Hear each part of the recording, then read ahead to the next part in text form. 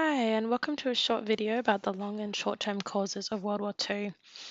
This video is just to cover some of the main ideas that people believe led to World War II starting. Part of your homework is to watch this video, consider each of the causes, and decide which one you think is the most significant. And by significant, I mean the most important or the biggest cause. The thing that if you think we took it away, perhaps the war wouldn't have happened. Now, obviously, all of these contributed to the beginning of World War II. There's no argument there. It's just about determining which one you think was the most significant. There's also no right or wrong answer to this question, as long as you can back up your answer in some way. So what I'd like you to be able to do is be confident enough in these causes to be able to decide which one is the most significant and share in class why you think it was the most significant.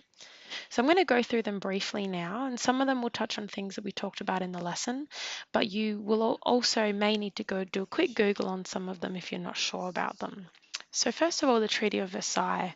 The treaty was seen as severe. It damaged Germany economically, made her weak, and hurt German pride. Hitler would use this bitterness and anger as fuel for his speeches and to justify his foreign policy. So the people of Germany were really angry about the Treaty of Versailles, and they were resentful towards the other nations that had forced them into those conditions, and Hitler kind of took advantage of that. The Wall Street crash is the next thing, the global depression. So the Wall Street crash marked the start of a global depression, and we would have referred to this during the lesson as the Great Depression. This helped dictators come to power, and other countries were too weak to stand against them. So during really tough times, people tend to look towards stronger, stricter leaders, and in this case, this helped quite a few dictators come to power around the different nations.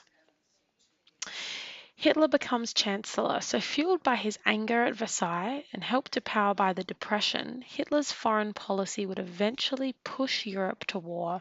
He started by rebuilding the small, weak German army.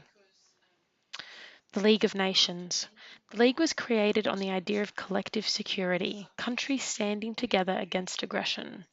In 1935, the League failed to stop Mussolini's attack on Abyssinia. The League was not taken seriously after this event.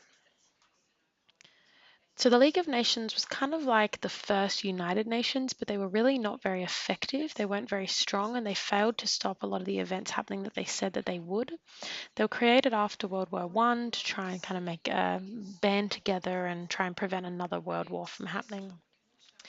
The Rhineland being reoccupied. So the Rhineland was German land on the border with France. Under the Treaty of Versailles, Germany was forbidden from putting troops there, and this was because France feared there being troops right along their border, German troops that could then potentially lead to another invasion.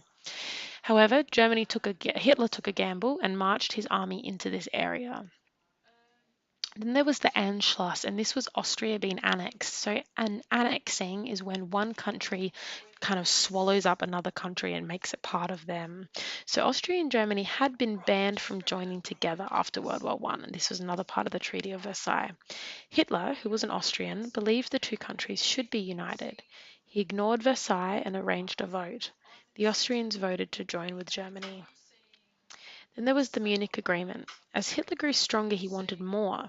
Europe feared war over the Sudetenland. After talks in Munich, Germany, the Sudetenland was given to Hitler. In return, he promised this was his last territorial demand. So basically, he was like, just give me one more thing. It's kind of like when your parents are trying to get you to go to bed and you're like, let me just stay up for 10 more minutes. And then they're like, fine, only 10 more minutes. And then the end of the 10-minute comes and then you say, 15 more minutes. And that's what Hitler was like. They thought, well, if we just give him this one last piece of land, then they made him promise that that would be his last territorial demand, but of course it wasn't. Then there was the Nazi-Soviet Pact, or the NSNAP, and this was a really surprising agreement between Hitler and Stalin. Stalin was the leader of the Soviet Union, which we now call Russia. It opened the way for Hitler to invade Poland without fear of Soviet attack. So Hitler could go ahead and invade Poland, and the Nazi invasion of Poland is considered the beginning of World War II, or the trigger for World War II, and that's when the war officially started. So there are some things here that you're not quite sure of, do a quick Google, see if you can decide which of these you think is the most significant or most important reason. Maybe you think it's Hitler becoming Chancellor because it was Hitler that started World War II. Maybe you think that without the Treaty of Versailles, Hitler never would have been able to become Chancellor. Maybe you think that it was the Nazi-Soviet pact because that allowed Hitler to invade Poland, and if Hitler hadn't invaded Poland, World War II never would have started. So consider that. Be ready to share in the next lesson. Thank you for listening.